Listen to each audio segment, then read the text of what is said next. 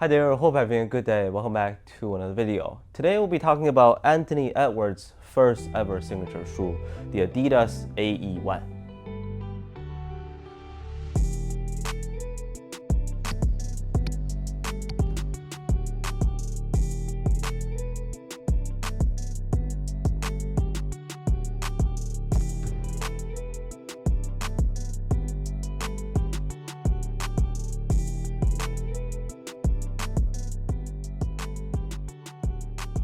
So retail price is set at 120 US dollars. Pretty decently priced, I would say. One is a signature shoe, and two, given that Boost plus Lightstrike setup, also the design and quality in hand, can't really complain about the price tag. It looks a lot like what another hardened shoe could potentially be. Some say easy vibes, maybe the 700 V3, I think. But those are not comfortable. These, oh my, the step-in comfort was incredibly good, to my surprise. Most importantly, how does it perform and what else do you need to know? Let's get right into it. Here's a quick look at the box. Pretty simple and clean with the AE branding on top, and it is a pull open box. We'll jump straight into the most important things to know. The upper is actually quite flexible, even with the TPU overlay acting as a shell basically. And you can't really see where the midsole lines up because of that honeycomb design.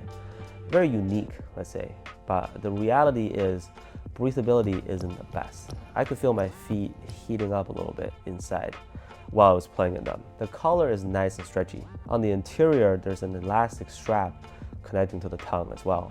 So material quality is there for its price. They also come with an extra pair of orange laces. Knowing me, I just decided to do the lace swap right away. And I noticed that the way those first few eyelets are lined up diagonally at the front, that to me is a big plus when it comes to lockdown.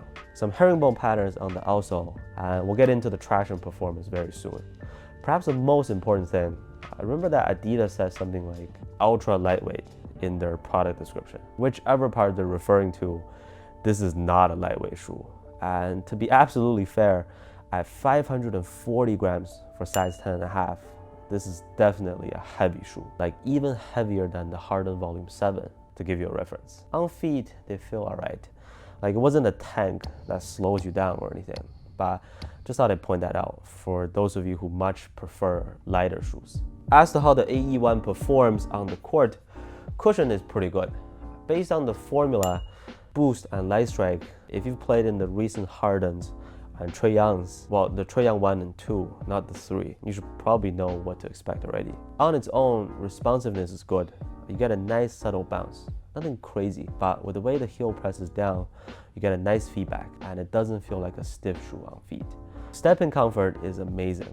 I wasn't expecting much at first, but turned out for most people, the moment you step your foot inside, it should be a nice and cozy wrap around your feet.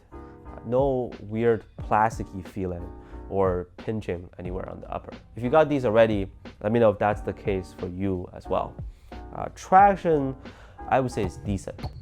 Like decent, but not excellent. On a clean court, it stops you very well. No problems with the grip. On a very dusty court, it kind of loses its magic because of dust accumulating on the outsole. And with this type of rubber compound, I am a little skeptical about outdoor use, but I haven't used it outdoors yet, obviously. If squeak matters to you, this is not a consistently loud squeak. But all in all, traction is still above average, just not top tier, and be aware of dust pickup. With the fit, my recommendation would be true to size. For me, as someone with slightly wider feet, going true to size is a perfect fit, both lengthwise and widthwise. If you want a little bit more wiggle room inside, or if you usually wear thicker socks while you play, you can choose to go up a half size too. Just for sure, no need to size down. And either way, the lockdown is really good. From my experience, a lot of the recent Adidas hoop shoes had a very secure lockdown and containment, like the Down issues, Bounce Legend, Dame Certified and all that. Not the Trae Young 3 though. Even though the shape of the heel counter extends out, there was no heel slippage at all actually. I was worried about this being a narrow shoe, like from the online images, but it's about average width. Maybe from a top-down view, you can see that it's really okay. The toe box isn't the most spacious out there, but it's also not a sharp or pointy one. Stability and support are quite nice too, Like, even though this is a very innovative design and different style, it still feels very much like a typical Adidas shoe, if that makes sense. Another shoe that this reminds me of is the BYW Select that Anthony Edwards wore a lot before getting his own shoe, and crazy BYW. But the AE one is a lot heavier. I gotta say, I'm loving these so far. Is it better than their current best shoe, the Harden Volume 7?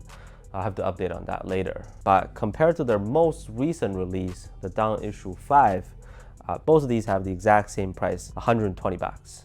I would take the AE one any day of the week, easy. Overall, this is a great shoe. I would say comfort is the biggest highlight. Traction on dust is the biggest concern, so there is a trade-off. Or I'll put it this way, for an average consumer like myself, this is more than sufficient across the board. Once again, do not expect a lightweight shoe, even if Adidas claims so. And for now, I'll have it as an A-tier shoe. If you also like the design, I think it's worth 120 bucks. But let me know how you feel about the AE one down in the comments. Thanks so much for watching, and I'll see you on the next one.